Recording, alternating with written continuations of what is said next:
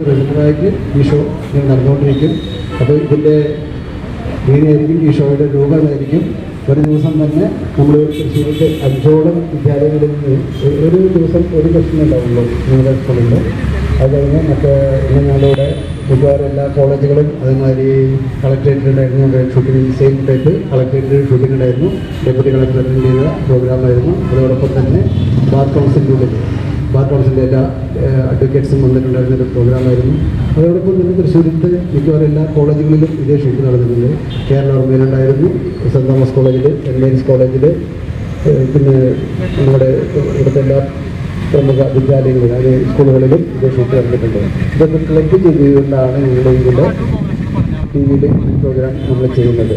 അപ്പോൾ നിങ്ങൾക്ക് ഒരു ദിവസം ഞങ്ങളുടെ പ്രോഗ്രാം കണ്ടതിന് ശേഷം അന്ന് നിങ്ങളുടേതായിട്ടുള്ള വന്നില്ലെങ്കിൽ അത് വരില്ലാന്ന് ധരിക്കരുത്. Next day ഇതുണ്ടായിരിക്കും. ഈ ചോദിച്ച 4 ചോദ്യങ്ങൾ നിങ്ങൾ പല ദിവസങ്ങളിലായിട്ടാണ് കൊടുക്കേണ്ടാവുക.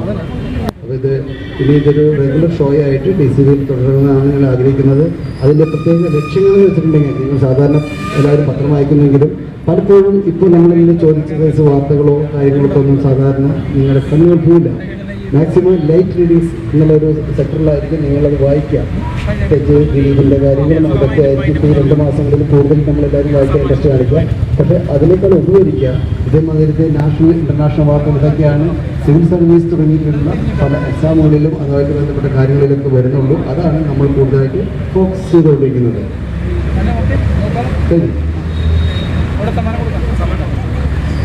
സമ്മാനം കൊടുക്കുന്നതിനായിട്ട് പ്രിൻസിപ്പാളിനെ നമ്മൾ ക്ഷണിക്കുന്നു.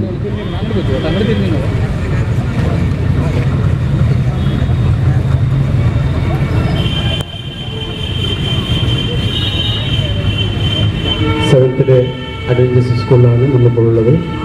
ഇവിടെ ഇന്ന് വിജയികളായിട്ടുള്ളവർക്കുള്ള സമ്മാനങ്ങൾ പ്രിൻസിപ്പാൾ ഇപ്പോൾ നൽകുന്നതായിരിക്കും. പേര് വായിക്കുമ്പോൾ നിങ്ങൾ കയറി വരിക.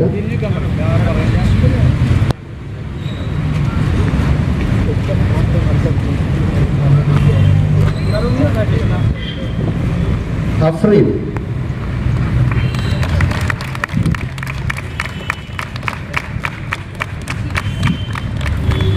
Lijin,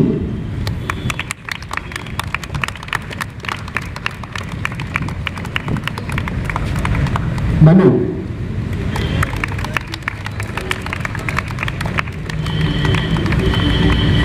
ലിവ Teresa,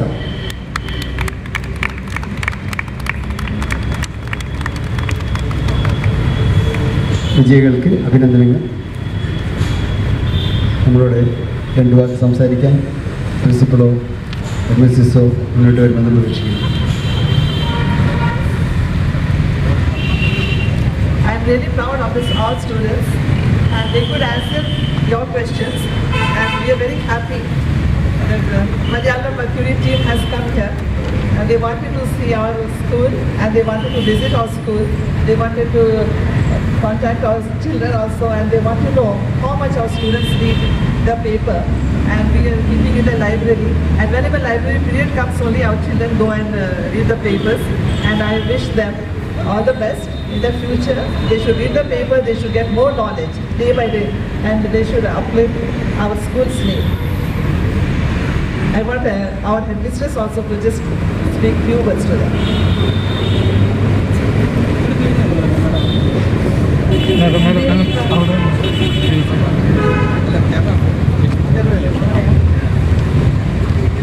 I'm really happy that all our children who have participated in the quiz competition and we could really know that you are keeping yourselves updated with the newspapers and it's so nice that all of you could participate in the quiz competition and although only a few could answer the questions, I know that you will come up in life in the future time and we are so happy that the Malayalam Mercury coordinator has come here.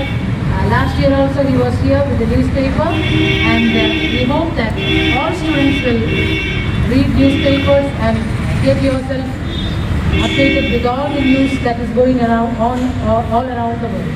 Thank you very much. Thank you.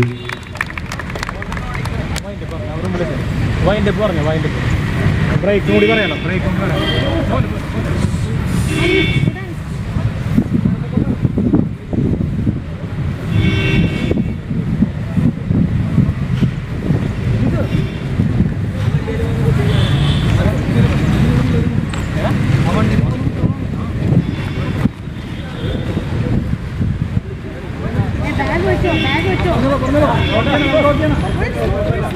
നമ്മളിപ്പോൾ നിൽക്കുന്നത് 7th day adventures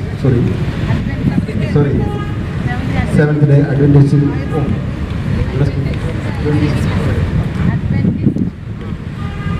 day adventures സ്കൂളിൻ്റെ മുന്നിലാണ്. ഇവിടുത്തെ കുട്ടികൾ വളരെ ആക്റ്റീവായി ഇതിൻ്റെ ഭാഗമായി അവർക്ക് നന്നായി ആൻസർ ചെയ്യാൻ സാധിച്ചു. ഓക്കെ, നമ്മൾ ഇനി മറ്റൊരു ഇടവേളയിലേക്ക് പോവുകയാണ്. ഇടവേള കഴിഞ്ഞ് നമ്മൾ തിരിച്ചെത്തും മറ്റൊരു സ്കൂളിൽ മറ്റൊരു ചോദ്യവുമായി. Okay, thank you to all.